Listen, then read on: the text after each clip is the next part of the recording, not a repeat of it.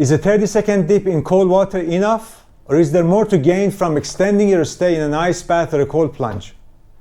Are you missing out on some hidden benefits? What I'm going to say is probably a bit contradictory to what you may have before. But this is from my experience, research, and insight I've gathered from hundreds of cold immersions. I also have a bonus tip for today at the end of the episode.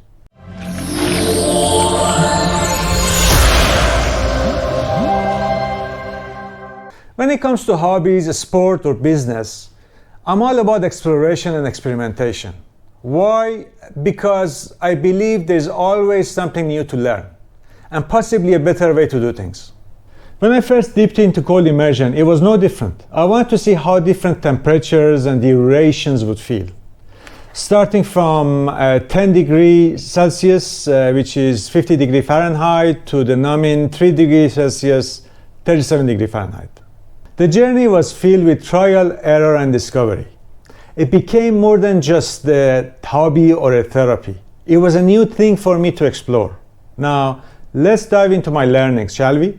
But wait, before we dive headfirst into icy waters, let's take a moment for safety. While I do very long stays in low temperatures, I want to stress that this isn't for beginners.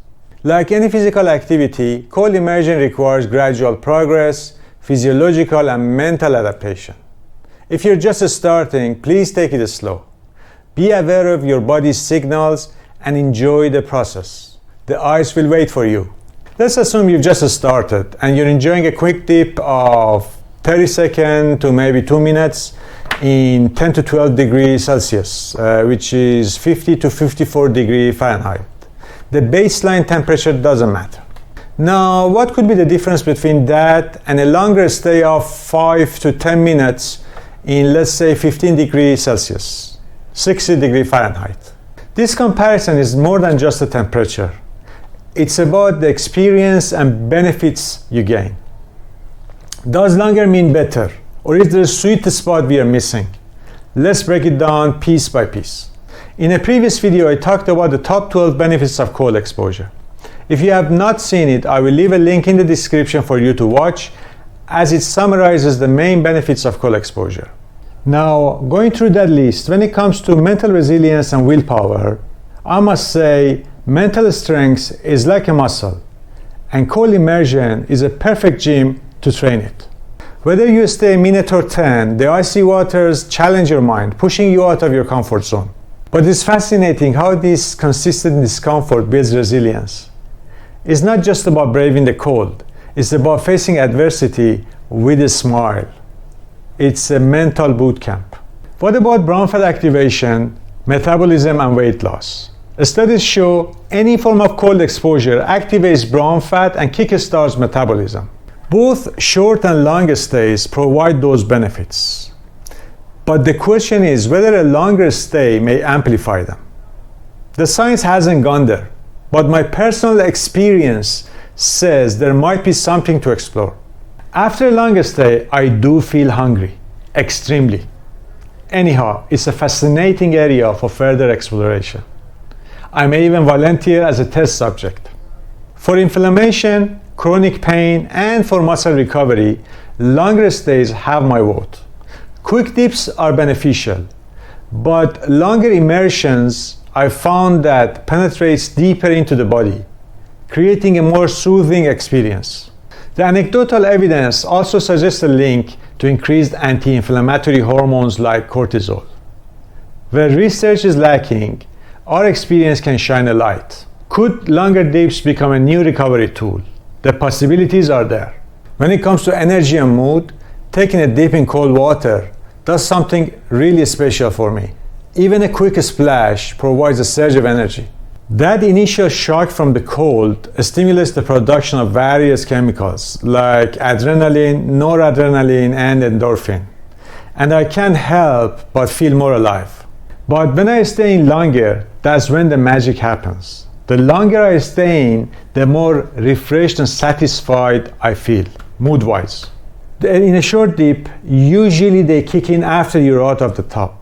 But in my longer stays, something even better happens. Once I get past the initial shock, which takes a few minutes, and let vasoconstriction to do its thing, I found the initial excitement is replaced with a feeling of calm and happiness. It's like those happy hormones really start working their magic.